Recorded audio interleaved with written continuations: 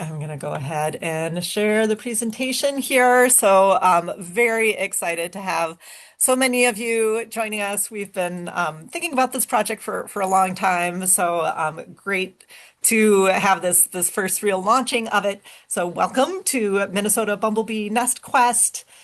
We are a collection of different people here with you today that are going to be talking about our plans for what we're doing. So my name is Elaine Evans. I am an extension educator and researcher here at the University of Minnesota. My work all focuses on pollinator conservation.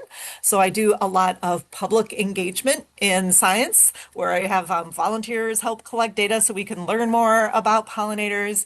Also do a lot of education and outreach. So it's all centered around actions that we can take to help pollinators. And I have been working with bumblebees since the mid 90s. It's always been a dream to do statewide surveys, which we've been doing for bumblebees in general, but really excited to go statewide with this really important aspect of habitat, which is nesting, which you will be hearing lots more about. I will let Elise do a quick intro. Hi, everyone. My name is Elise Bernstein. I am a community engaged researcher with the University of Minnesota Bee Squad. So, the Bee Squad is the outreach and education team here at the Bee Lab. My role is about half outreach and half research.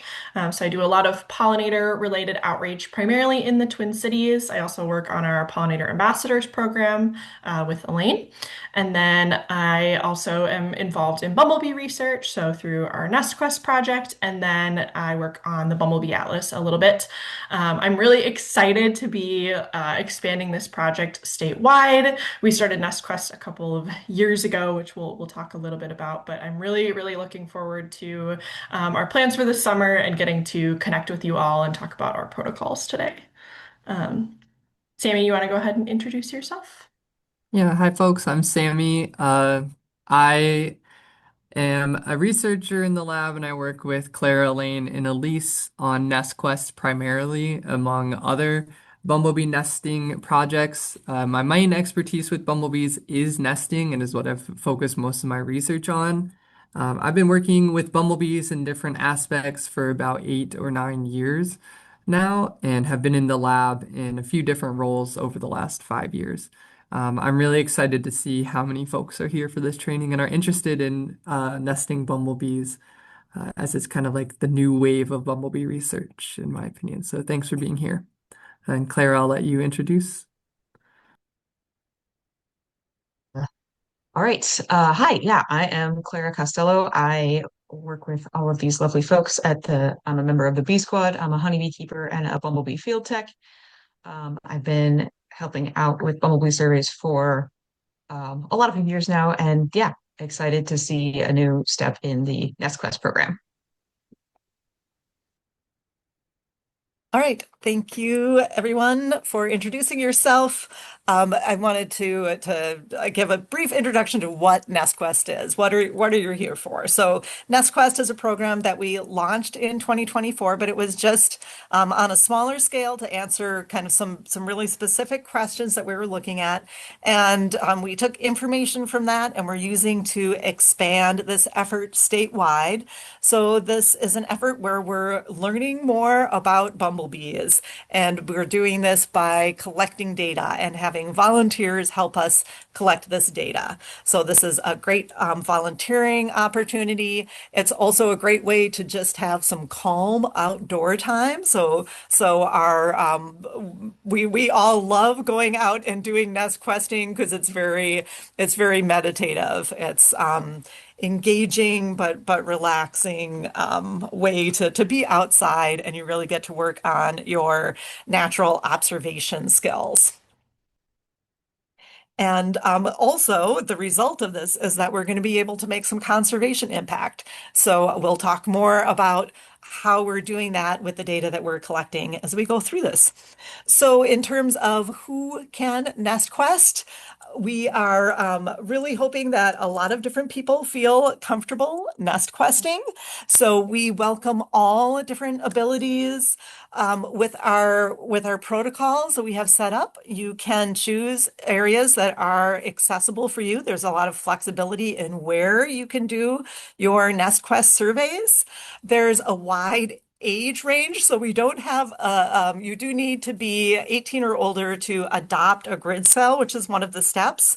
But to actually do the surveys, we're open, we're flexible with the age. You just have to be old enough to be able to concentrate on something for 20 minutes. So this varies a lot. There's some 11-year-olds that can do this well, and other 11-year-olds can't. There's some 30-year-olds that can do it well and other 30-year-olds can't. So there's some self-assessment to know where you are in your concentration. Another interesting thing with this is that you don't need BID experience to do this. You don't need to be an expert with knowing how to identify all the different species of bumblebees. We get excited about that. We can talk to you about that too. But for this, we just are observing behavior. So it's really open to a lot of different people to be able to do this, do our nest quests. A little bit about what we're doing here today in Zoom. So with the format that we have here today, there is a Q&A, and that is where we want you to put your questions. We will be answering those questions as they come along. We'll be choosing some to answer live if it's something that we think everybody really should know about.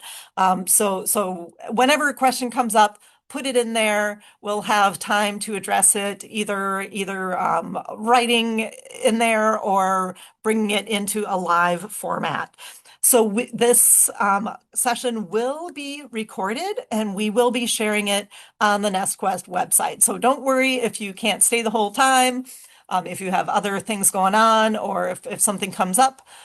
You can complete your training remotely just by going to the NestQuest website afterwards.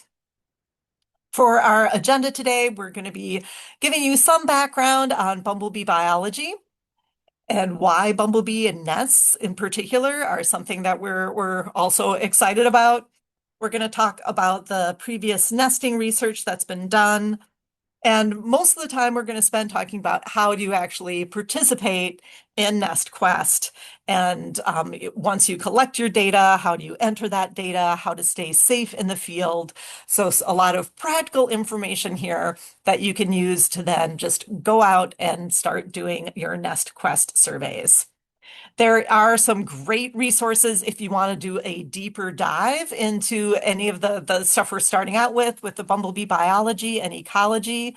So there is this, we're also involved in the Minnesota Bumblebee Atlas, which has some content with it for just ecology and conservation. There's some great resources there that you can that are available online to do kind of more of a deep dive into the world of bumblebee biology.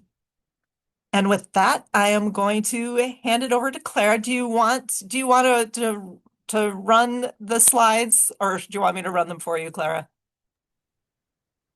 Um, should I just share the same? Yeah. I can stop sharing and you can share if you want to run. Okay, sure. Okay.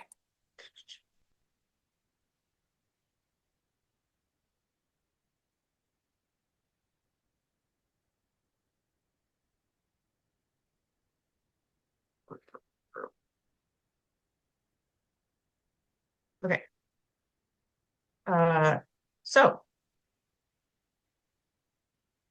yeah, and like Elaine said, we could talk about bumblebee biology all day. So this is just a little bit of a brief biology ecology overview. So pollinators and bumblebees as a pollinator are a keystone species, meaning that they're disproportionately um, they have a disproportionate effect on the on an ecosystem to their numbers. So, like architecturally, a keystone will lock in that arch, um, lock in the two halves of an arch, pull the keystone, the whole thing sort of crumbles. So they're keeping the ecosystem going all on their own. Bees are a really effective pollinator. They consume nectar and pollen both as larvae and as adults. They collect and transport pollens. They're very constant to the same flowers, so they will continually go back. Um, and they transport pollen on purpose, uh, as well as accidentally. They have electrostatic fur, so they're really fuzzy, and it'll collect the pollen. And as they're flying between the flowers, um, it moves that. And we're focusing on bumblebees because three main reasons. They're really easy to find. They're very easy to photograph, and they're easy to ID in the field. You can see here average pollinator size, very tiny, as opposed to bumblebees, which are comparatively enormous. So you can relatively easily ID them in the field. And if you're not, as we're doing this nest quest, if you can't ID them in the field, they're relatively easy to take a picture of so that experts are able to ID them in the field. You don't need to get them under a microscope um, or look at their tongues or their wing venation or anything. You can usually do it by coloration.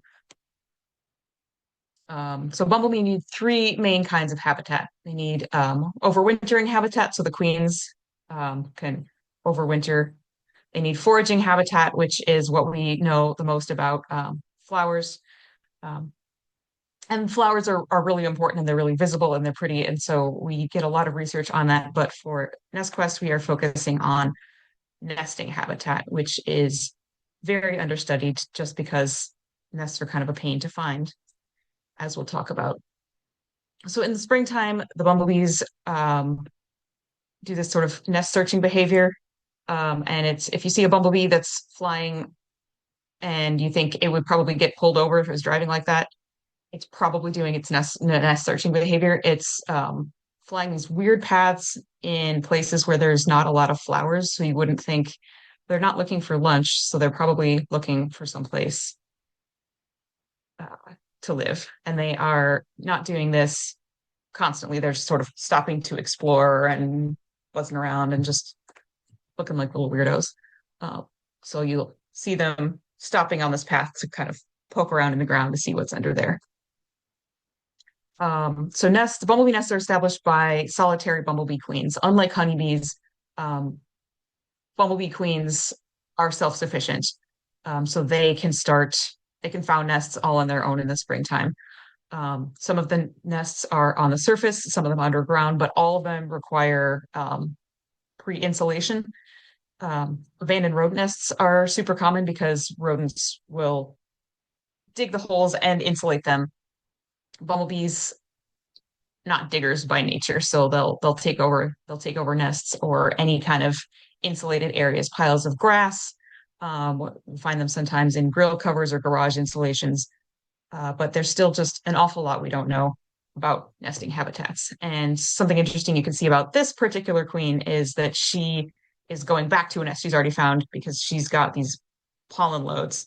So they're typically don't already have pollen to carry around when they're nest searching. They don't want that extra weight. But once they've found a nest and they're laying eggs, they need to bring that pollen back to feed the brood.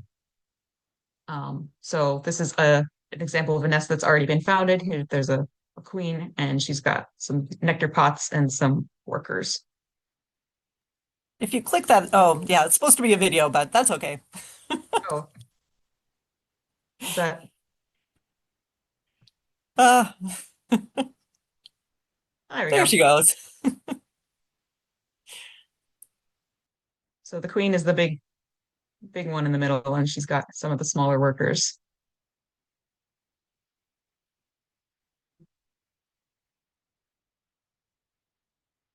Anyway.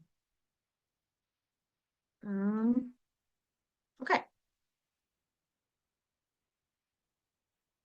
So division of labor within a bumblebee colony. I've been working with honeybees all day. Got to switch gears. Um, the queens are the reproductive females. The larger workers do most of the foraging. So they're the ones who will go out to collect the nectar and the pollen. And the smaller workers tend to do more tasks within the colony. And drones are the reproductive males. They tend to have the much bigger eyes and the much longer antennae. Um, and you'll notice that there's different sized workers. Um, Size is not a good indicator of species in bumblebees because, as you can see, bumblebee nest kind of a mess. So they've just got these cups everywhere that and the larvae that are easiest to reach just get fed more, so they grow larger. So they'll end up having different tasks within the hive as they go on. A bumblebee life cycle, um, as we said, it's a little bit different. So we get solitary queens in the spring, which is about where we are right now. So that's when they're doing that nest searching behavior. Um, Early summer is what we're just maybe starting to get to, is when queens here are founding nests. Um, they'll raise that first generation of workers, and then after that, the queens will stay in the nest, and the workers will start to emerge and do the foraging on their own. So as the nests grow, they become much easier to find because you get just a larger number of bees, a larger amount of traffic in and out of that nest, and that's what we're going to be looking at. We're kind of here right now, but we're going to start be looking for more interested in nests down in this bottom part of the cycle. Why are we doing this? Why are we serving bumblebees in their nests? Because it's a major conservation concern. About one-third of bumblebee species in the US are threatened or near threatened. And as I mentioned, they are a keystone species. So they have an outsized ecological impact. So if the bumblebees are in trouble, then eventually the rest of the ecosystems are going to be in trouble. So nests are a big gap in knowledge. Nesting habitat is critical to bumblebees, like to yeah, housing habitat is critical to any species, but we don't have a whole lot of information about specifics on bumblebee nesting habitat because they are tricky to find and it takes a lot of time and effort. Um, how do people find nests? I think is this where I'm handing it over to Elise? All Yes. right, hand it over to Elise. We'll stop sharing.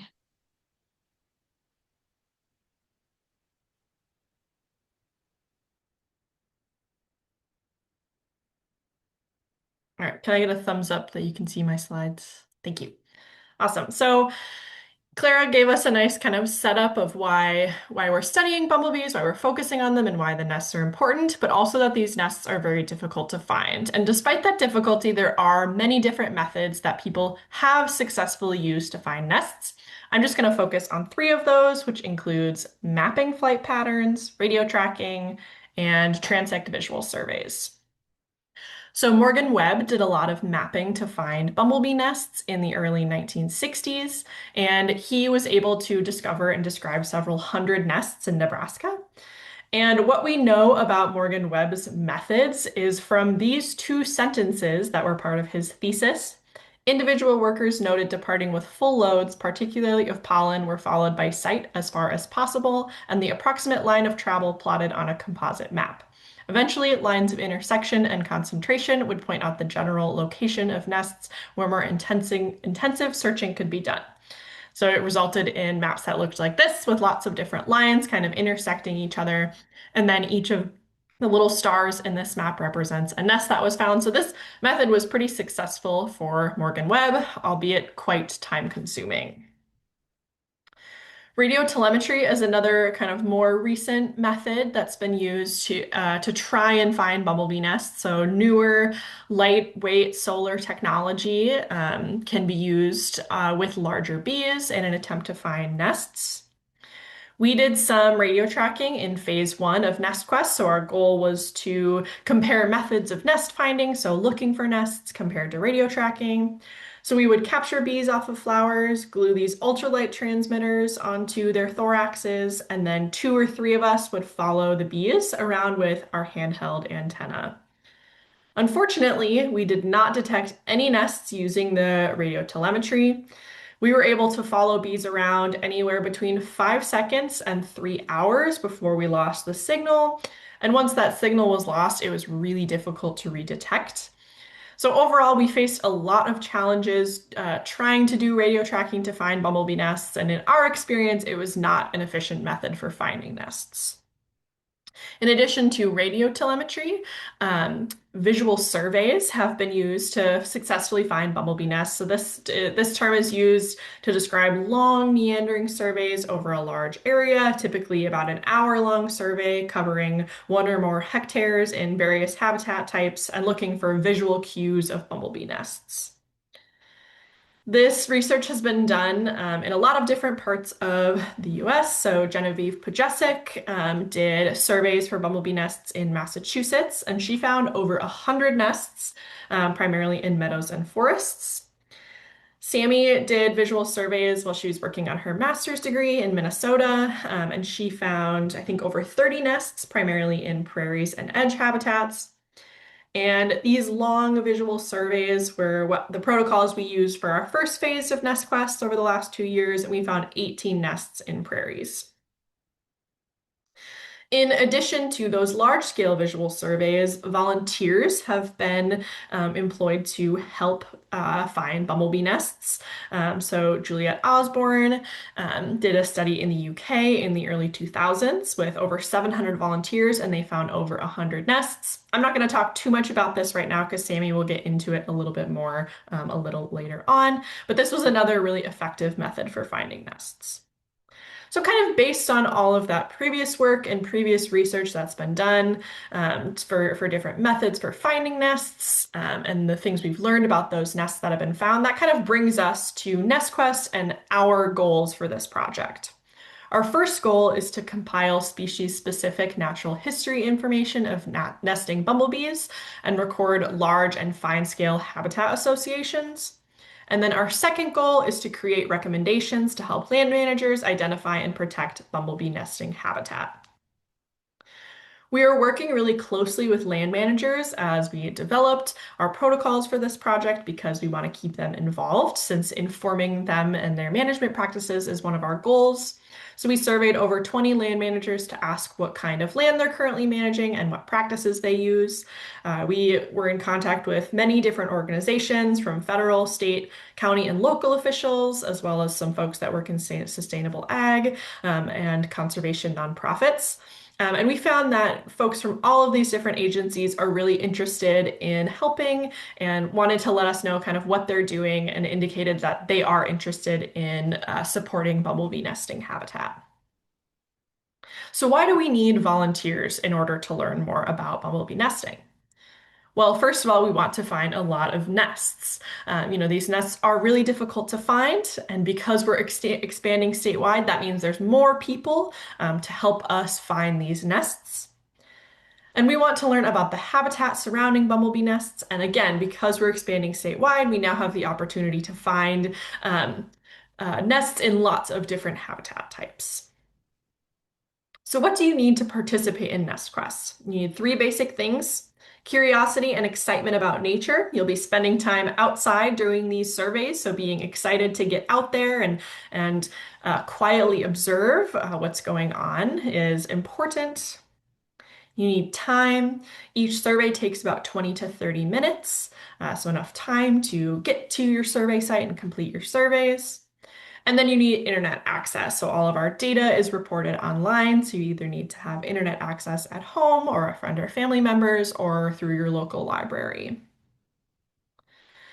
So the first step to participating in NestQuest is attending online training. So that's what we're doing right now. We're going to walk you through everything you need to know to participate. And again, we'll be recording this training and posting it to our website afterwards. And all required training for NestQuest can be completed online. Before we really get into the meat of kind of how a nest quest is done, I'm sure a lot of you are wondering, how do you recognize a bumblebee nest? So we're going to kind of get into that before any more questions come up because it's really important. It's the biggest thing you need to kind of understand when it comes to completing a survey. So bumblebee nests can be found in a variety of areas. Sometimes they're underground. with a couple of entrance holes or just one entrance hole. Sometimes they're kind of on the surface of the ground underneath some grass, and sometimes they're located off the ground, like in a tree cavity, for example. When bumblebees enter or exit, or when bumblebees exit their nests, sometimes you'll notice that they kind of come out of their little entrance hole there, and sometimes they'll sort of hover for a second. Sometimes they'll kind of crawl on the ground. Sometimes they'll leave really rapidly, but you'll generally kind of see them taking off pretty quickly, pretty upright into the air as they're leaving their nest. As bumblebees are entering their nest, again, you'll see a few sort of different behaviors. Sometimes, they enter really, really quickly. Sometimes they have to sort of fly around a little bit, sort of hover close to the ground to find exactly where the entrance of their nest is. This nest is pretty unique because it is in the middle of a sidewalk, and it seems like these bees have lots of different entrances. But the point that I want this video to illustrate for you all is the way that the bees kind of hover and slow down for a moment, and sometimes will kind of crawl around a little bit right before they enter the nest. Another thing to keep an eye out for bees entering their nests are these orientation flights. So bumblebees will very often do these characteristic sort of circular orientation flights where they're flying around in a circle. They'll do this when they exit the nest as well. I'll play that for you one more time. But you can think of this pattern as kind of sort of this toilet bowl swirl where they're orienting themselves to their surroundings. It helps them kind of sort of get a feel for where they're at. I'll play this video just one more time. You can see kind of there's that larger bee that comes in and sort of circles before lowering down into the nest entrance. So as a recap, those are kind of the three main things to look for when looking for a nest. Is traffic in or out of a nest? So bees flying up from the ground, so sort of coming up pretty quickly, or flying down into the ground. Bumblebees doing circles around the nest entrance, so that circular orientation flight, or bumblebees crawling around on the ground. So in that second video, right, we saw some of those bees kind of landing and crawling around for a moment before they were able to actually enter their nest. There are a lot of other nesting, insects and creatures and things that you might see when you're out looking for bumblebee nests. So we just want to talk about some of those common nest misidentifications. The first being wasps. So we have a few species of solitary wasps, like paper wasps or yellow jackets in Minnesota, that also nest in large colonies, sometimes underground, sometimes in human structures, sometimes on the surface of the ground, and they have similar behaviors where the wasps will enter the nest sort of in similar ways, flying down into the ground or up out of the ground. Wasps look very different than bumblebees do. They're much sort of slimmer. They have a more defined waist, and they're a lot shinier than bumblebees are, but just something to be aware of. Male bumblebees as well. So a bumblebee colony will produce males towards the end of its life cycle at the end of the season. And many species of bumblebees, the males will do this behavior where they will perch on a flower or a piece of grass or something, and they will sort of patrol an area looking for queens that are coming by that they could mate with. And they will fly in very similar patterns to an orientation flight where they'll do a big circle in an area. They'll sort of fly out at something that they think could potentially be a queen, but they'll always circle back to that spot where they were perching. And these male bumblebees typically have really, really, really large eyes. Another thing to be aware of is low foraging bumblebees. So depending on, what habitat type you're in, there are a lot of short growing plants. Like in the prairie, you might find partridge pea or purple prairie clover. In urban areas, red clovers, or creeping Charlie or other short growing plants. But remember that bumblebees might fly down to access those lower growing plants, which can look really similar to the way a bumblebee might fly down to enter their nest. And then another thing to be aware of is just bumblebees being plain weird. This is a video I took last summer of this is a red-belted bumblebee queen just resting on this piece of grass and she's just sticking her tongue out. But I recorded this video because I saw this bumblebee kind of fly down and I thought there might be a nest there, but she was just sitting on that piece of grass. So be aware, bumblebees will sometimes do odd things. So, kind of circling back here to our steps for participating in NestQuest, now that you have a little bit of an introduction into, how you recognize a nest, the next step is adopting a grid cell. So, this is the same sort of protocol that is used for the Bumblebee Atlas, if any of you are familiar with that program. But the state is broken up into these 50 by 50 kilometer grid cells. And you will choose one where you will complete your NestQuest surveys. So you can do this by visiting our NestQuest website and going to the sign up tab and complete the grid cell form. So that just lets us know which grid you're choosing to adopt and that you've completed all required training. We also have some resources on our website to help you find a survey location within that grid cell. So you could choose to adopt a grid that is where your house is located and do your nest quests in your backyard. You could do your nest quests near your cabin, or you could do them in an area that's new to you that you've never explored before. So then after you've completed all your training, adopted your grid cell, you go out and you complete your surveys. So we're asking that you complete a minimum of 2 surveys within your grid cell, but the really big goal is to complete a total of 6 surveys, but over the course of the summer, which totals to about 3 hours of surveying time. And for people that do complete a total of 6 surveys, you will be eligible to receive a special little NestQuest pin. And with that, I am going to turn things over to Sammy to get a little bit more deeply into our protocols of what a nest quest looks like. Okay. Thank you. Can you see my screen right now? Okay, wonderful. Can see the And screen, you just need to put it into yeah, slideshow I'm gonna mode. hide this and then voila, we're here. Okay, awesome. Yeah, great. So Elise just talked about kind of some of those things that we need to know in order to recognize when a bumblebee is returning home to the nest or leaving the nest in order to actually do these surveys. So the main thing that we're trying to do with these surveys is, of course, find nests and document their habitat. And to do that, I'm going to get into the deep dive of NestQuest and the nitty-gritty of, how this project itself actually works. So there's going to be a lot to talk about in this section. Just to start it off, I'm going to talk about the inspiration for this project and how we got to where are with expanding statewide. I'll talk about the survey methods, so how we're actually going to go out there and set up an area to survey and collect data.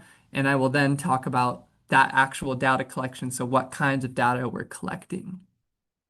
So Elise mentioned this study a little bit earlier. This is that Julia Osborne study, the UK National Bumblebee Nest Survey that was conducted in 2004. And I really love this study because it is one of the earliest participatory science projects focused specifically on nesting bumblebees, which is a pretty rare thing within research to study bumblebee nests, and even rarer to get a bunch of people across an entire country involved. As Elise mentioned, this survey in just this one year got 719 observers to document 128 nests. And I think those observers each did 2 surveys, totaling, I think, about 1,300 surveys total that they did. So they worked really, really hard. And something that I really love about this study is that the survey design was that they used these really short and sweet 20-minute surveys. So really easy just to step outside into your garden or go to a park that you know and do a quick survey.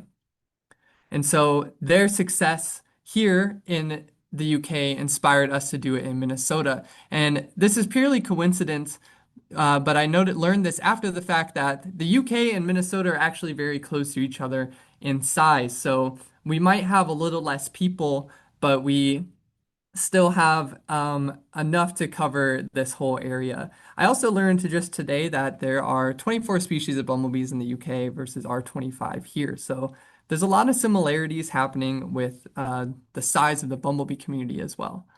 So the fact that they were able to do this here in the UK told us that maybe we should try and do something statewide here with all these folks that are really interested in nesting bumblebees. And as mentioned earlier, this is a great way for us to plug this little NestQuest news section of our website, where I wrote a little article about this to get a little more into the nuts and bolts of what this project was about. So I would encourage folks, if they're interested in learning more about this case study, to go check that out on the website. So with this inspiration informing us, this study took place 22 years ago, and from that time, we are able to learn and inform how our survey methods are going to look. So the first thing I'm going to talk about is, what does a NestQuest survey actually look like? And similar to Osborne National Bumblebee Nest Survey, nest quests are designed to be quick and easy and informative. With these surveys, we have two main goals. We want to document habitat management and the fine scale features within these habitats that we're surveying in. So we want to know where we're surveying. And then we also want to report data about nests within that habitat we're surveying. So we want to learn about the habitat that we're in and if there's bumblebees nesting in it. So before you go out and do a survey, you need to know when is a great time to look for nests, especially within our survey conditions. So I will tell you that good nest searching weather is daylight hours with little precipitation and a temperature above 55 degrees Fahrenheit. Clara said this yesterday to me and said, if you wouldn't want to be outside, the bees likely don't want to be outside either. So consider that when you're thinking about going out and looking for bumblebees. If it's a pleasant day outside where it's nice out, that's probably a good day to survey. There's also an aspect to think about when looking for nests, which is bumblebee phenology, which just means how bumblebees are timing the different parts of their life cycle. So as Clara was talking about earlier with the life cycle, there's lots of changes throughout the seasons. Bumblebees take one full year to complete their life cycle, and lots of different things happen within their nest throughout the season. Species life cycles can vary in timing across the season, but also with geography. Uh, we have 25 species of bumblebees here in Minnesota, with some species that extend across the entire state. So the same species that you see in the north may have a different nest timing than an individual of the same species in the south. And this kind of can inform when to time your surveys, when to do your 6 surveys that Elise was talking about. So this 6 surveys isn't really just an arbitrary number. There is some way that this is informed. So 6 surveys can kind of give us total coverage for across the whole season. If you were to do 2 surveys in your early summer, 2 in your midsummer, and 2 in your late summer, this accounts for the different phenologies and timings of different bumblebee species. For example, the two-spotted bumblebee is a species that emerges earlier in the season, and so if you're looking for nests earlier in the summer, you are more likely to find a nest of this species.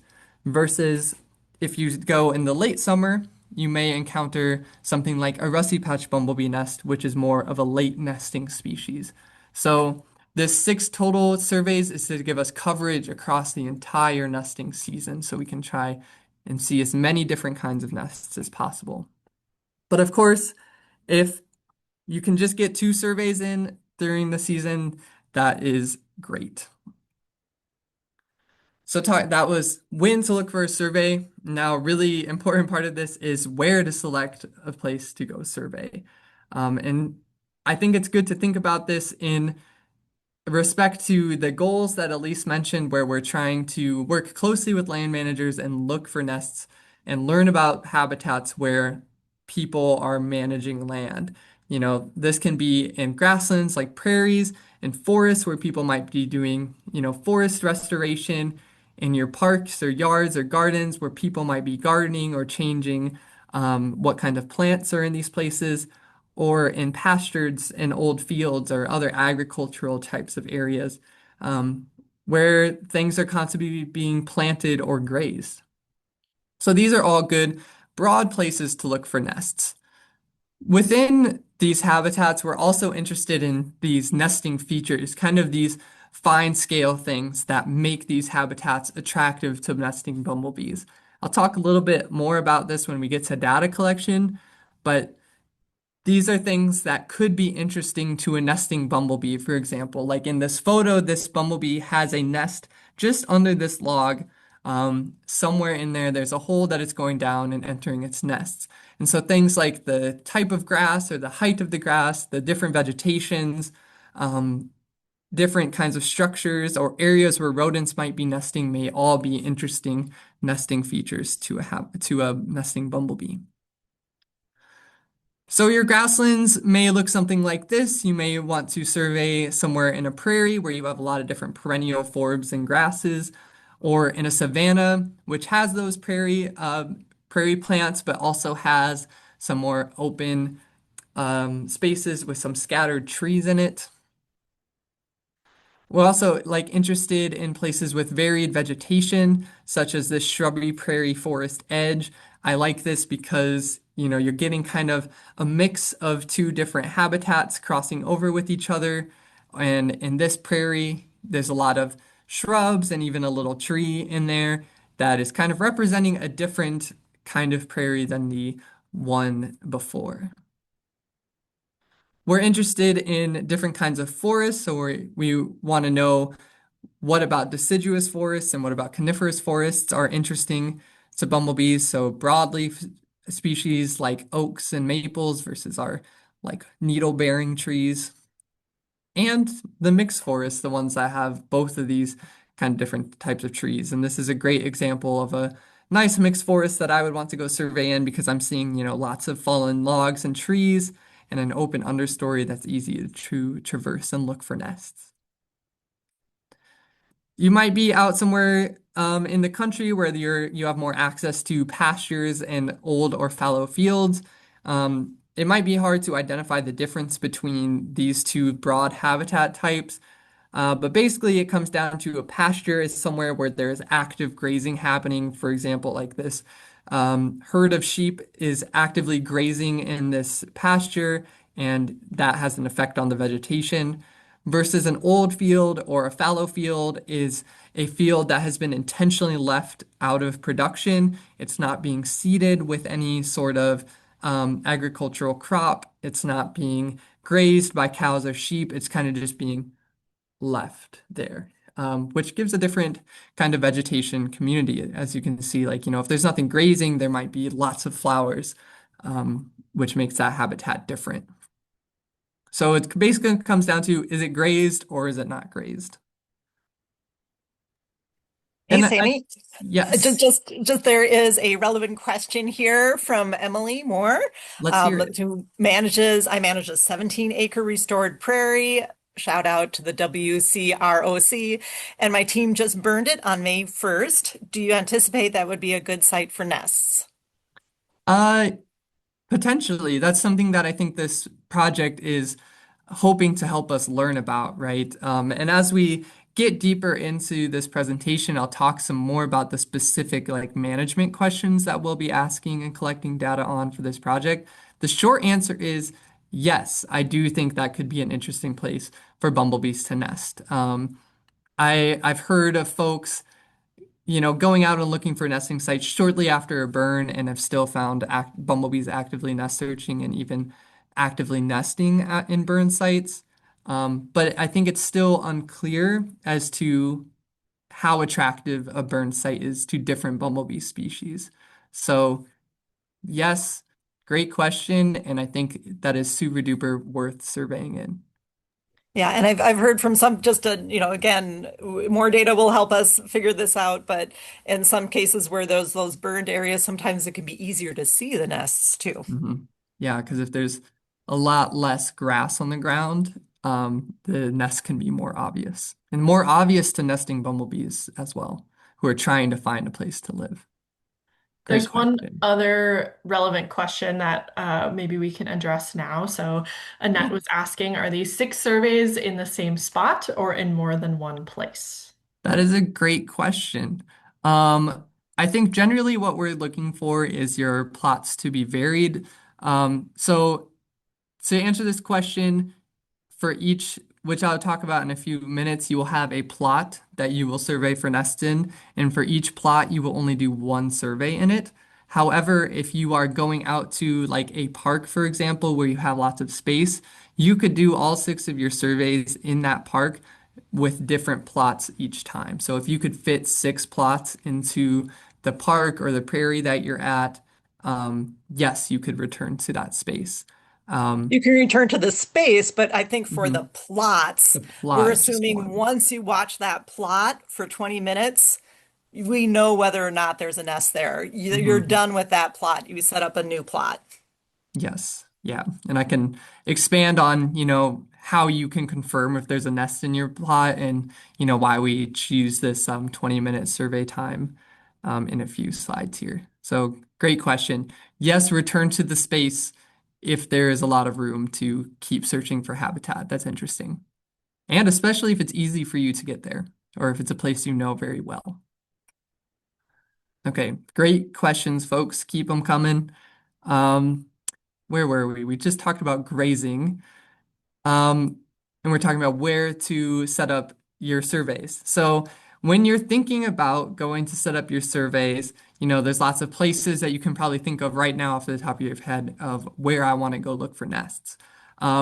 And that is super great. One of the big goals of our project is to compile species-specific natural history information. There are some species of nesting bumblebees that have not been recorded in a really long time.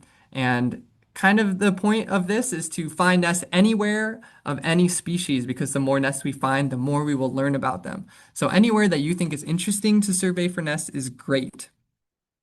It's also another lens that you can look at this at is, setting up your plots in places that will make it easier for us to recommend to land managers to help them identify and protect bumblebee nesting habitat. For example, somebody who owns and manages a big prairie needs more information about what is good about a prairie that makes it good habitat. So areas of particular interest could be those open grasslands or untilled agricultural areas to help farmers learn what's important, roadsides to help like MnDOT decide how to manage the roadsides and forests to determine, how we need to be taking better care of our forests specifically for bumblebee nesting habitat. So think about those places that, we're always trying to make better. Where not to survey, you can survey anywhere you want, but my suggestions would be to not survey in places like sidewalks or streets. We showed this video of a bumblebee nest that I saw in Minneapolis on 22nd and Lindale, which is a super duper busy intersection. Um, with lots of concrete everywhere. And this was an awesome nest to find, but I would not put a plot here because it's kind of a little off the goals of the project, right? And this goes for the same with areas with open water. There might be a small pond in your garden or, next to a lake where you want to have a plot, but try and avoid, standing water in your plot because we know bumblebees aren't nesting in standing water. If you also don't want to place your survey plot in a spot where you already have seen a nest, because part of this project is to, you know, standardize our survey efforts into places where we're not sure if there's a nest to learn if this is good habitat. So if you know a spot where you've already find a nest, or you've already know where a nest is, resist the urge to put a plot there and do a survey, because that kind of defeats the point of the mystery aspect of it. But this is still important data, so please report this to bumblebeewatch.org, which we'll talk about a little bit more about that website. But it's important to report this, but don't put a plot right where you've already discovered a nest. And I think something, that we think about with bumblebees often is flowers. We associate these little guys with flowers. And I just want to point out that flowers do not necessarily represent nesting habitat, especially when you consider that bumblebees can fly a mile away from their colony to go to the specific flowers that they want. So when you see maybe lots of bumblebees in a patch of bee balm like this, you might think, wow, there's lots of bumblebees here, so this must be great nesting habitat.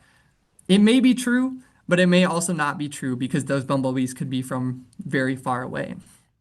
So again, just coming back to consider the project goals when selecting a site. Think about those fine scale features that might be interesting to a nesting bumblebee, and just avoid following foragers in hopes of finding a nest. Because the moment you'll spend 30 minutes following a forager around, and then she'll fly up in the air and go a mile away, and then you'll be like, dang, I just spent a lot of time just to see that bumblebee fly away. So just, kind of separating this idea of flowers and bumblebees in your mind when it comes to just thinking about nesting habitats specifically. Okay, now we've talked about when to look for your survey or when to do your survey, where to set up your plot, and now this is what the survey actually kind of looks like. So this is the real meat of it here. In Osborne et al., they did the 6 by 6 meter area 20-minute surveys. For nestquest, your survey is going to be a 5 by 5 meter area, which is about 16 feet by 16 feet. Of this nice square box to look for a nest for 20 minutes total. So you just need to set up a plot, look for 20 minutes of active nest searching time to collect data. And you can split up this 20 minutes by standing at two different corners of the plot for 10 minutes each. You may choose to set up in each corner for 5 minutes. Whatever you need to do to intently watch the habitat that you've selected for 20 minutes is what is important for completing this survey. So 5 by 5 meter area, 20 minutes of active nest searching. So to visualize what a 5 by 5 meter plot is, I had my coworker take this picture of me in a plot that I set up. This is what 5 by 5 meters looks like. It's actually a really manageable area to survey nests. I've done plots as big as 40 by 40, and when I set this up, I was very pleased as to how small it was, and I could see all the way across to the other side. So this is kind of the size of the plot that you're going to be setting up. And you can set this up anywhere within a prairie, like this. You can set it up anywhere in a mixed forest that you might, be able to see the entirety of the plot there without much obstruction. So yeah, just set your plot in a habitat where you can see most of the plot and can move around if necessary. If you're spending a lot of your time during your survey, trying to get through huge amounts of buckthorn, or you're fighting like thorns to be able to see to the other side, you're not really actively nest searching, you're more so just fighting buckthorn, right? So just coming back to remembering, I need to be actively looking for nests. Can I do that in this plot? Would be what I ask myself before I go out there. And you can use markers to visualize the corners of your plot to remember, the area that you're supposed to be surveying. You can use something like driveway markers or flags that you set up, or tie a little piece of flagging tape to like a big piece of vegetation, or using garden stakes, whatever is easy for you to see in the habitat that you're in. But just when you put your markers down, remember to take them out when you're done as well. When it comes to measuring your plot, it might be kind of hard to visualize just off the dome what 5 meters looks like. So one way you can do this is to, at home with a known like measuring tape, you can measure 5 meters out and then measure how many steps or paces it takes for you to measure 5 meters. For me, I'm 5'11", and I take some big steps when I'm doing paces, and it takes me about 5 paces to measure 5 meters. So when I'm going out there, I know if I do these 5 big steps, that will be roughly 5 meters. You could also just take your tape measure with you, or if you have something big like a big tape measure, that is a great tool to have out in the field. But also just to emphasize here, if you're not perfect, with getting 5 meters, that's okay. Just roughly getting close enough is great.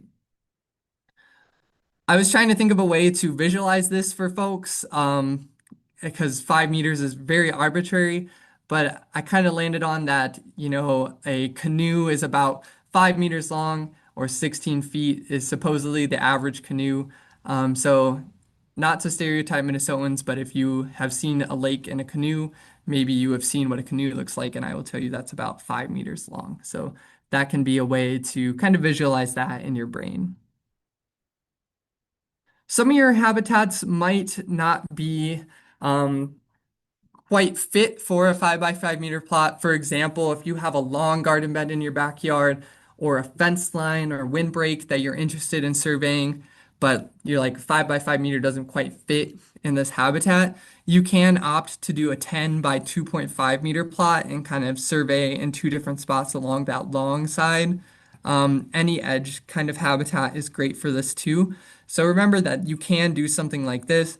For example, I thought this garden looked like really great habitat that I was curious about searching for a nest in because it was so varied. Lots of different places a bumblebee could nest, but I was like, oh, it's 5 by 5 doesn't really fit here. You could put a 2.5 by 10 meter plot here to supplement that or just have an alternative. Same here with this woodland edge. I was like, wow, this looks really great, but it's so brushy, I can't really get in there to see the other side.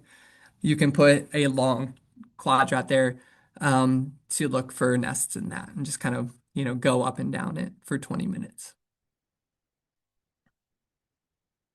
Okay, that's how to do a survey. That's when and where to do a survey. So this is just a pause real quick for any questions on the surveys or anything else relevant.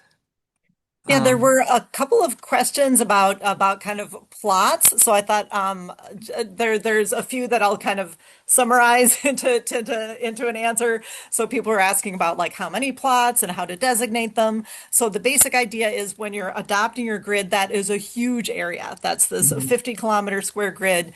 You can then choose to survey anywhere within that grid. We do have some resources to help you find public areas where you can do surveys. We have more information on the website about how to figure out where you can do a survey, or you may want to do one in your backyard. So the grid adoption is this big area, and then you are picking out an area to set up a plot anywhere in there that you have permission to be there and public access. And then when you set up your 5 by 5 plot, that is where you do your observations. And that's where we're asking you to set up those plots and observe them for 20 minutes. And then once you've observed that plot, you're done observing that plot. You would then set up a different plot that you can observe. And so, you can observe as many of those as you feel up for doing over the season. We're asking for you to set up a minimum of those two plots. But ideally, kind of the six that are spread out over the season. You're, bringing out some. We have a list of field equipment, so you can bring out some flagging or other markers to just mark that plot while you're observing it. When you're done observing, you take those markings away and you set up a new plot. Yeah, and I think now would be a good time for me to just add a little bit on, why 20 minutes, and why we only want you to survey a plot one time. I think with a lot of studies that have been done where folks are searching for an hour or an hour plus in such a large area, I think folks who did NestQuest in the last couple of years can attest to this, but you go out and search for a while and maybe you don't find a nest and you're like, dang, I just spent an hour searching in this huge area. Surely I missed the nest, right? We don't have a lot of confidence that, you know, can we truly assume that we found everything that we did? Um, you know, it's hard to say. But with such a small area that we can see the entirety of for an entire 20 minutes, that gives us a lot more confidence that, okay, we spent 20 minutes here and we know bumblebees leave the nest every 20 minutes average on average. surely if we spent this time, we probably found the nest. And if we didn't, it's likely that there wasn't a nest there. It's more likely that we missed it. So basically, once you've done that one 20-minute observation, the chances that you miss something are a lot lower than if you spent, an hour searching an area quadruple that size.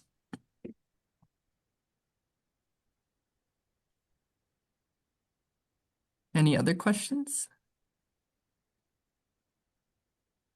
There's a an interesting question here that I think we this could come up with just the data reporting, but this is maybe a good time to answer it. There's a question of, do we have to find the actual nest or just document nesting behavior in a plot? Yeah, that's a good question. Generally, if you're seeing nesting behavior, that's a really good sign that the nest is probably right there. And confirming that you're actually seeing the nest is important for this study and for learning about what the good habitat is. Because there's a lot of things that can be mistaken for nesting behavior. As Elise was mentioning, just bumblebees are weird sometimes. Like I've seen bumblebees with pollen go down and land on the ground and never to be seen again. And I stood and watched for like 45 minutes and never, could see another bumblebee to confirm that there was a nest there. Um, so I think, being able to actually see the nest and where they're entering and seeing multiple bees go in and out is nesting behavior that helps us confirm that there is a nest there. Does that kind of make sense? So we want to see the nest itself, not just what may be behavior, if that makes sense.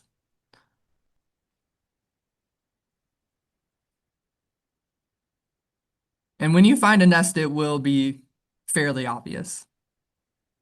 There's another question here. Someone was planning on surveying in lawns around their apartment complex, but the grass does get treated. Would surveying in grassy areas that have been treated for mosquitoes be pointless? I don't think that would be pointless, personally. Um, we have, and maybe this is the question that goes a little bit more with the data collection, um, or it could go with data collection, but we do have fields to um, account for management like that.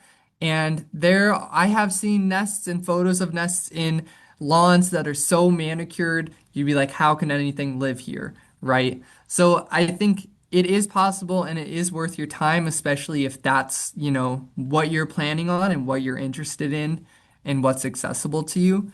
I would still encourage that, be safe around the pesticides, of course. But no, I don't think that's pointless. There's some other good questions, but I think we'll get to them when we get to the Okay, next section with data entry. great. Thanks y'all for the questions. I love, hearing y'all think through this and voice some questions. It's awesome. All right. So let's keep going. Um, so we just talked about what the survey is going to look like, but now once you got your survey plot set up, you're 5 by 5, you got your clipboard and you're ready. We need to talk about, what's on the data sheet and what kind of data you actually going to be collecting to quantify this habitat, and for us to quantify what is good versus what maybe isn't good. So when you're at your survey, there's going to be two kinds of data to collect. You're going to have your habitat data and your nest data if you were to find a nest.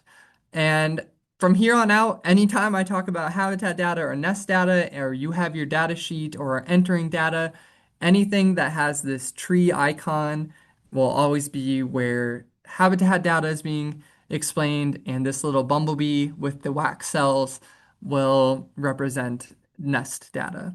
So these are the two different kinds of habitat we're going to collect. And you'll find this on these different materials. We have data sheets that you can find on the NestQuest website that I'm going to walk through right now. This is a front and back piece of paper that has fields that you can fill out and check off for quantifying different parts of the habitat. And then we also have created this NestQuest field packet, which is a quick guide to have with you in the field to answer questions easily.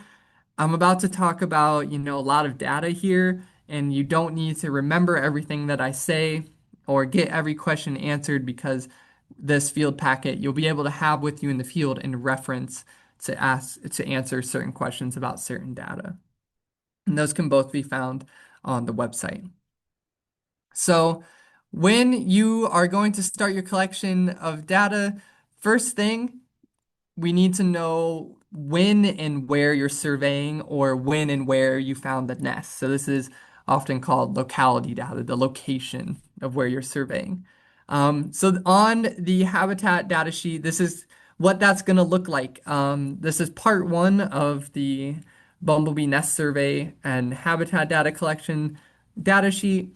And this just has things like the date of when you surveyed and the name of where you were surveying at. So this could be like your yard, my yard, or the name of a public park. You're going to have when you started your survey and when you ended your survey, the GPS coordinates in the form of the latitude and longitude of your survey, as well as some other, things in here about what was going on during your survey, like how hot was it? What was the weather like? Are there flowers blooming in your plots? Things like that. You also see here that this question here says I surveyed for nests for 20 minutes. This is just to confirm that even if your start and end time are different, you may have paused your timer to check on something or to check your phone or to look at a nest, which may not add up to 20 minutes. But if you spent a total time of 20 minutes actively searching for nests, you would mark yes here. No more, no less. And the really big one on this part of the data sheet is this question here. Did you detect a bumblebee nest during your survey? Yes or no? This question is important to answer. Even if you didn't find a nest, this is really important data to collect because this will help us pair when there's a nest found. This will help us pair this habitat data with the nest that the habitat, sorry, with the nest that was found in this habitat that you surveyed. Goodness. So if you did find a nest, mark yes. If you did not find a nest, mark no. Um, and we'll talk a little bit more about that one in a little bit. But this is what it looks like on the nest discovery data sheet. So when you find a nest, a lot less information, just when you found the nest with the date and time and where, the latitude and longitude.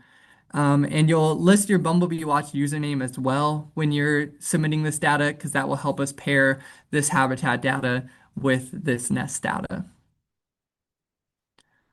Okay, so that's the when and the where for both of these types of data. Now I'm going to just break down the habitat survey data real quick. Um, this is a big part of the data sheet, so I'm going to break it up into little parts as I go. It starts broadly. So broadly speaking, we want to learn about the habitat, like where are we exactly? What kind of habitat are we in? And it breaks down into the kind of finer scale features of the habitat of what is making this habitat what it is and attractive to a nesting bumblebee. So the first thing that you'll see on your data sheet after that locality data is broadly what category best describes your plot's habitat. Where did you set your plot up? Did you set it up in a grassland, a forest, in an urban area, agricultural area, roadside? And all you got to do here is circle one of these things. There's some of these sub descriptors for some of these broad habitats, but this is just documenting the broad habitat of where you're surveying. To kind of get an idea of what's going on around us and the context of which your plot is in, we're asking a question about the landscape. What habitats can you see or that you know of are in the surrounding area of your plot? Do you know about row crop being close by? Or do you know that there's a forest close by? Can you see a pasture from your plot? That's what you would mark here. We're also interested in management that's visible from your plot. Is there evidence of honeybee hives close by? Can you see evidence or is there a sign of pesticide use or do you know of this management? Kind of like that question about the mosquito pesticide. Do you know that there was a fire recently close by or within the plot, right? So these are areas or things that you can mark down for management. And then it comes down to a little more fine scale of what features are inside the survey plot, like we talked about earlier. What are those things within that habitat that make that habitat interesting and attractive to a nesting bumblebee? Is there bare ground? How tall is the grass? Are there stumps in the habitat? Things like that. These are exactly things that are happening within your survey plot. And then there's also an option or a section to describe the survey plot in your own words because sometimes habitat is unique and cannot be described in just these categories. So this is your opportunity to talk more about what's interesting about your plot in ways that these categories do not convey. There's Additionally, an interesting a habitat question here. If you have a plot that's in a forest inside an urban park, should you mark urban park or forest? I think it's up to your judgment. If you think that this forest is more of an urban type habitat, I would put urban park. If you think, wow, this is a quality forest, like this is just straight up a forest, even though it's within a park, I would choose forest. Does that make sense? Yeah, because I know there are parks that I have, and park is like a broad way of describing a habitat. Because a park could be somewhere where there's some grass and some playgrounds, and a park could be um, like a national park. But for that question, I would put forest based on what you described. Okay. And then there's a section here for survey notes to just describe anything that happened during your survey that you want to note. I paused my timer because I thought I saw a nest, or I was seeing these weird insects flying around, or whatever you think is relevant that we could know about that might be relevant to nesting bumblebees. Just a note on identifying evidence of management. Sometimes management might be really obvious and sometimes it might not be obvious. So looking for signs or evidence of recent activity like this sign literally got put up outside of our lab today as they were putting pesticides down, so I know that there's pesticide management happening here. But you might not have that sign and you might not know.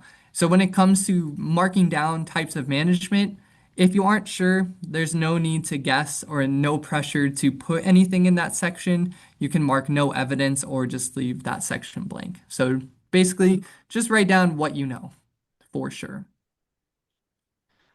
Okay, moving on to the nest discovery data. So what kind of data are we collecting and how are we confirming when we actually find a nest within our survey? So you've set up your habitat plot and you're surveying for a nest, and you think you see some nesting behavior on the other side of the plot. So there is a little protocol to this. If you suspect that you're seeing a nest, the number one thing you should do is pause your timer. Because once you suspect that nest, you're no longer actively surveying for nests, you are now focused on confirming a nest. So pause your timer and lock in on trying to confirm this nest. So once you think you know where a nest is, I go close and identify the area where you've been observing the nesting behavior, and wait until you can see multiple bees entering or exiting the nest or the area that you think the nest could be. So sometimes you might have to back up a little bit where you think they're at and watch from a little distance and follow the bees going down into their nest to confirm where the actual nesting hole is. So it takes a little patience to confirm a nest, but if you're seeing bees in and out consistently, you can confirm that there's probably a nest there, especially if they're carrying pollen bags. And at this time, this is a great time to take out your camera or your phone and get ready to take videos of the nest to confirm that there's a nest and we can get the species ID. So sometimes when you think you have seen a nest and you see a bee go into the ground, um, you might be really, really tempted to spend a really long time there to confirm that what you actually saw was a nest. And I can attest to this. I have spent sometimes an hour looking at a patch of grass thinking that I saw a nest, only to never see anything again. So I'm going to save you some work here by telling you that usually traffic at the nest is taking no longer than 20 minutes between bees. Um, If you have been sitting there for 20 minutes and you haven't seen anything else that looks like nesting behavior, um, you can probably just assume that what you saw was maybe something else, or it's just not worth the time to wait longer, and you can move on and resume your timer and continue looking for nests. Yeah, sometimes, like Elise was saying, that the bees will just go down in the ground and it might look like there's a nest, but sometimes it's just too good to be true. So don't spend more than 20 minutes trying to confirm a nest. Okay, quickly just going to go through the parts of the data sheet for the nest description of when you do find a nest. There's a few fields that you will collect here. So the first thing you will collect is how much bee traffic is at the nest, how often are bees going in and out of the nest, and there's a few different categories there to select. Where is the nest situated? Is the nest underground, on the surface of the ground, under some grass, or above the surface of the ground in like a tree cavity or something else? Or you can't tell. Sometimes it's not always obvious if the nest is underground or not, and it's not worth disturbing the nest to find out. Here, there's a question that says, what features are within 1 meter of the nest entrance? And this has a similar features to that one question in the habitat. That's what features are within your plot. So this question is to tell us a little bit more about what is happening directly at the nest entrance. And where is this nest situated? Is it in tall grass or short grass? Is there moss around it or rock piles, et cetera, et cetera? How much bare ground and how much shade does the nest have around it? And then again, an open-ended section to describe the nest because every nest is unique and we would love to hear exactly what you are seeing that is not captured with these categories. So this might be like, what materials do you see the bumblebees using for their nest? Is it grass or something else? Can you see the nest entrance? Are there multiple nest entrances? Many, many things that are unique about nests that are to be described. If you think it's important or if you didn't think it's interesting, then I want to hear about it. And then last but certainly not least is the species identification. So we have 25 species of bumblebees in Minnesota, and we want to know about every species and their unique nesting preferences. So there's this question here that says, I took a photo of the nest, and this photo can be really important for confirming some species ID. And I'm going to show you some examples of what some good identification photos look like. This is a textbook bumblebee nest ID photo to me. You can see the bee in flight leaving the nest right here. It's kind of from this wide angle. I can see the nest entrance is right here. There's this hole in the ground and some dirt where maybe something got dug out. And I can see some of the habitat within the frame here. I can see that this was in like, kind of a short to medium height grass. And I can see some of the different plants. So I kind of have an idea of what kind of habitat this nest is in. So to get a photo like this, it requires some patience and timing if you're trying to get like exact photos. When you're trying to take photos, especially with like a larger camera, I recommend using a high shutter speed to capture these insects that are moving really fast out of the nest. This will reduce blur and give a clearer photo of the bumblebee. If you are doing something like me here and just using your phone, you can record video, which is a lot easier to do than to try and time a photo with your iPhone. So you can record a video of the nest. And this can yield a result like this, where I propped my cell phone up to the nest entrance and I could see the bumblebee crawling out of the nest there. And I can very clearly see and get a great shot of that bumblebee, um, which is the common eastern bumblebee there, going in and out of the nest. And from here, you can just screenshot any part of this video to use as your photo. And this doesn't have to be complicated to get your phone up to the nest entrance. I put up an example of my setting my phone up to a bottle of sunscreen and my notebook to get it straight up and down and pretending there's a nest entrance right here. When you're doing this, I just recommend, get as close as you feel comfortable and safe with. Bumblebees are known to be defensive of their nests, rightfully so. So just listen to the bees and listen to yourself and what feels good to you when trying to record video or photos of the nest. And to emphasize this point, these are two different photos of a bumblebee nest that are great for ID. These are both very high quality photos. This one is a very close-up photo of a bumblebee coming out of the nest, no blur. Wow, very beautiful. This is another photo of a wide view of a nest, and you might not even be able to see the bee from that angle, but if we zoom in, I can clearly see that this is a black and gold bumblebee entering its nest right here. And so to me, these are both as valuable to me for research, um, even though they might vary in beauty. So that's just to say you can stand back, take a video or photo, and still get a really nice picture. Sometimes you might find nests on the surface. This is just an example of what that looks like. There's this bumblebee here sitting on top of the nest and going in on top of this grass dome here. And sometimes bees here may use multiple entrances to enter this grassy dome here. So while you're out there and looking for nests, you might take a photo and realize, wow, I found a rusty patch bumblebee nest. Rusty Patch Bumblebee is an endangered species in Minnesota, and it's really awesome when we find this rare species, and especially when we find a nest, which is even more rare.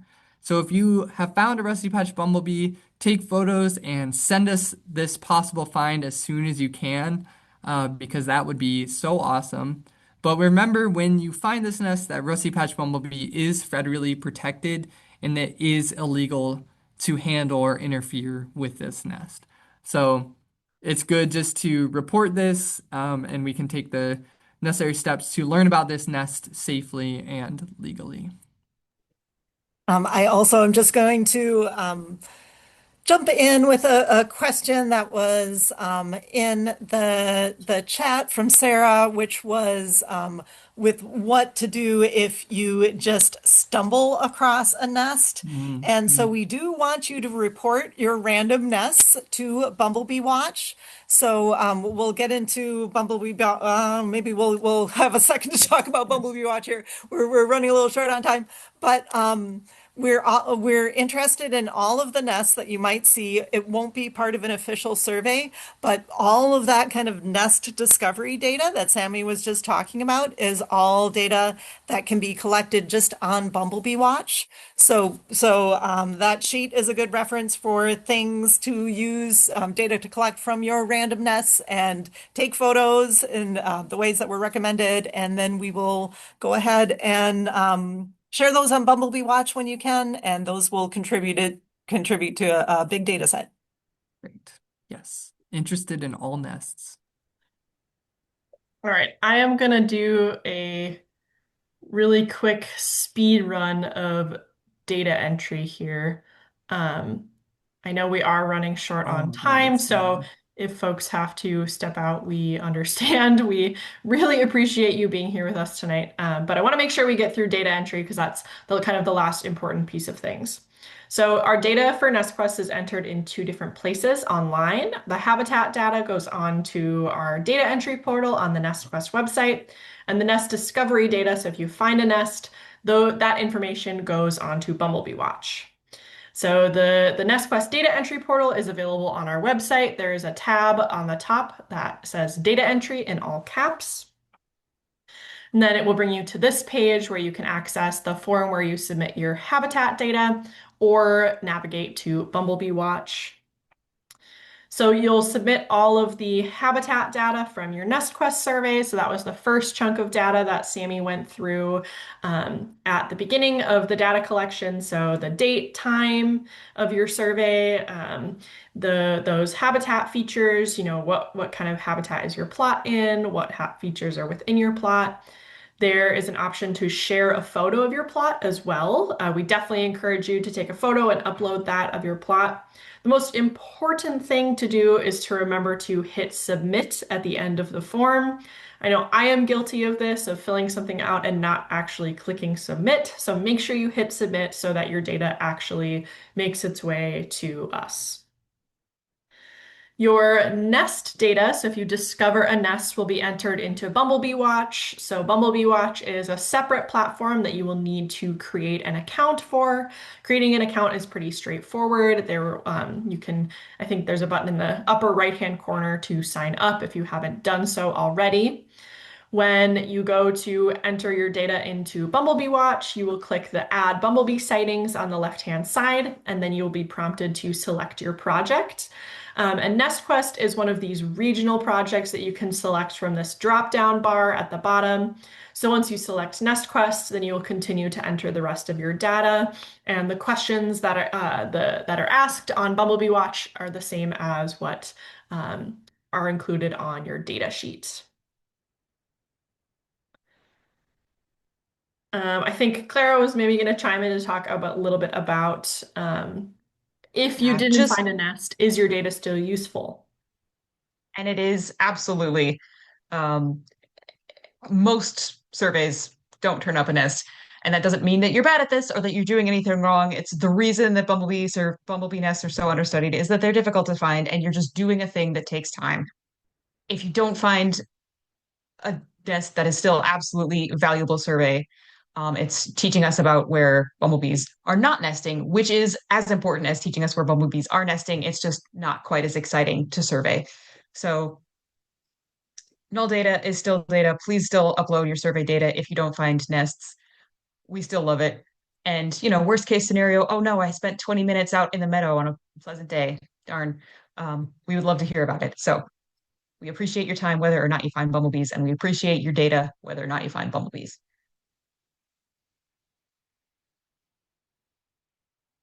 And it's totally okay not to find a nest, and it's very normal not to find nests. Looking at the data that Osborne collected, it took about, 10 surveys, 10, 20-minute surveys to find an individual nest. But that makes finding a nest that much sweeter, and that also means the more surveys you do, the more likely you will be to find a nest. Just reminding everyone that we have some additional resources available for you all. The volunteer handbook gets really in depth talking about the survey protocols as well as some background on bumblebee biology. And we have this field packet available for you all as well to take out into the field with you. That gives kind of some reminders of what the different features are or how the different habitat features are defined. But these are both really great resources.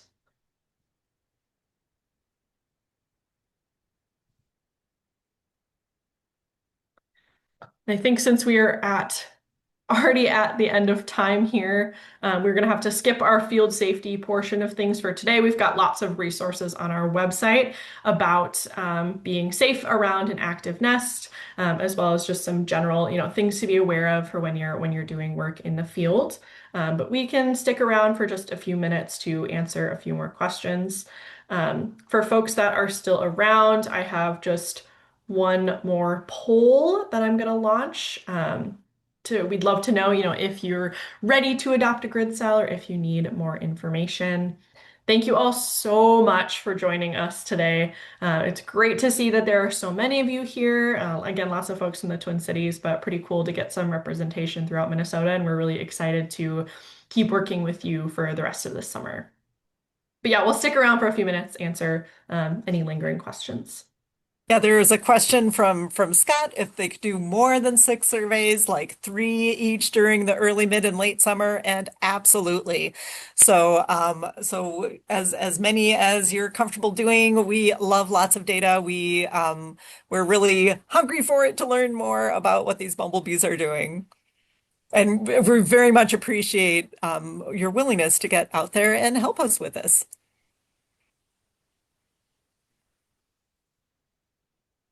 Great question. Do as many as feels good to you.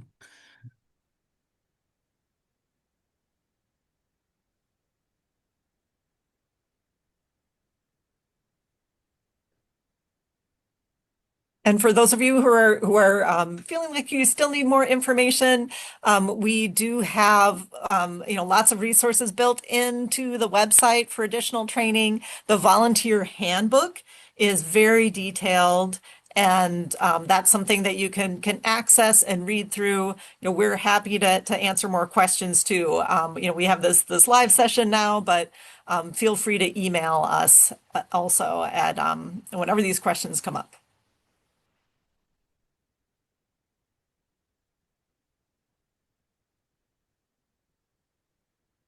And multiple people can adopt the same grids. Julie is asking about it's a problem if lots of people choose the same grid, like a lot of people in the Twin Cities. We do really want to get information from kind of all over the state, but if we get lots of information from the Twin Cities, that will help us answer questions as well. So the only caveat with having lots of people in the Twin Cities is that we don't just want to learn about urban habitat. So if you're in the Twin Cities, but you can get out to a more kind of suburban park or place with a restored prairie or more of a wooded area, we're interested in learning about all those different kinds of habitats. So we're happy to get any data if Mm. you can get to some of those areas that we're particularly interested in for informing land managers, that would be a bonus. Yeah. Yeah. There, And oh, sorry. oh, sorry, Elise, go ahead. I was going to talk about the next question in the chat, so go ahead. Okay, I was just gonna say there will just be a natural bias for, the larger urban areas where we all live in general, and that's totally okay. There are a couple of questions about seasonality, so when to start your surveys, if there's a specific date. And the reason that we said early summer, midsummer, and late summer as being good times to do your surveys is because it's a little bit dependent on where you're located in Minnesota. Temperatures get quite a bit warmer, flowers start blooming earlier, bumblebees are out earlier in the southern half of the state compared to northern Minnesota. So if you're located in the Twin Cities area, early June is a great time to start surveying. But if you're located up north, then you'd probably want to wait until late June, just because the timing of all of those things is a little bit different. Yeah, like you could technically start surveying now. In some places, there are bumblebees that have established their nests, but they would be small, and you would likely have a much harder time finding them. Um, which is why we suggest later in the summer when those colonies have grown and there's more opportunities to see bees going in and out and more opportunities to find the nest. I want to answer this question about Three Rivers Park System. I would say that if you are unsure, about permissions, just reach out to the local park, to the park that you are interested in surveying at. Some parks have different standards for research and for activities like that. So I would just, go to the nature center and ask the folks there And, about Three and Three Rivers. Rivers does have a system where they want you to be trained as a Three Rivers volunteer to work in the parks there. So I know Mhm. that is a park where you will need to connect with them. And if you're not already a Three Rivers volunteer, you will need to become one. Sorry, didn't mean to overspeak you No, there. that's all good. Someone asks about the time of the month or season or specific date in June. We left this kind of open because things vary so much from the southern part of the state to the northern part of the state.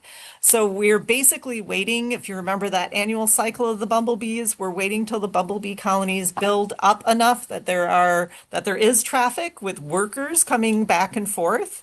So it can vary in terms of when that is. It can be early June in the southern part of the state. Up in the northern part of the state is going to be closer to mid-June, depending on the year. It could be late June. So kind of waiting till that kind of early summer has really started, and then you should be good to go.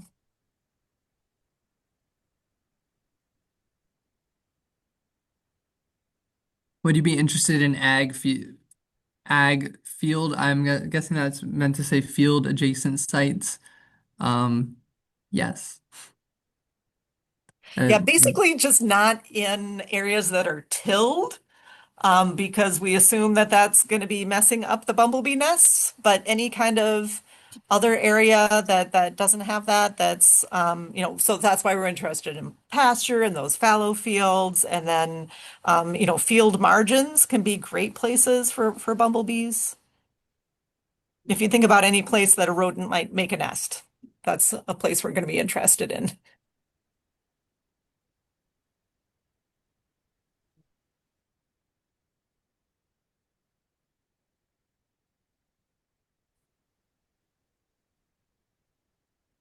Someone asked about the school forest site.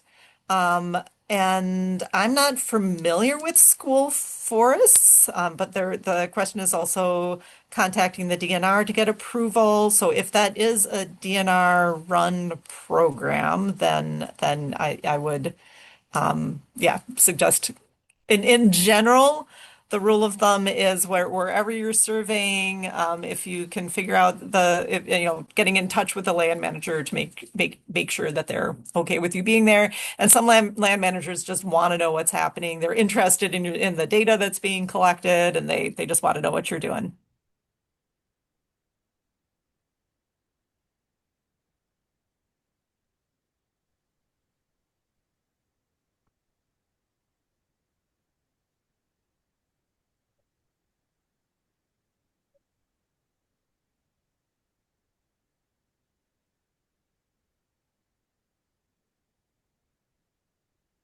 All right. Well, thank you all so much for joining us today. Our contact information is available on the NestQuest website, so please reach out if you have any questions as you're signing up for your grid cell. But we can't wait to see what you all find this summer. We're excited to see that all of you are saying that you're so excited. Yes. Yeah, thank you. Thank you very much for helping us out.